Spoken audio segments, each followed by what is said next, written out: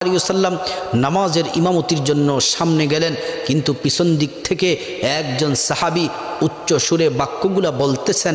আর আল্লাহ রাসূল নামাজ শেষ করার পরে জিজ্ঞেস করলেন, কে এই বাক্যগুলা পড়েছ? ওই সাহাবী হাত তুললেন। আল্লাহ রাসূল বললেন, তুমি এই দোয়া পড়ার সাথে সাথে আল্লাহ তাআলা রহমতের দরজাগুলা খুলে দিলেন। তুমি ওই সময় যা চাইবা দোয়াগুলা পড়ে আল্লাহ তাআলা তাই দিবেন, সকল আশাগুলো আল্লাহ তাআলা পূরণ করবেন।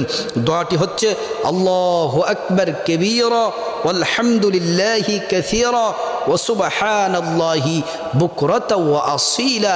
এই দোয়াটি পড়ার সাথে সাথে আল্লাহ তাআলা রহমতের দরজাগুলো খুলে দেন।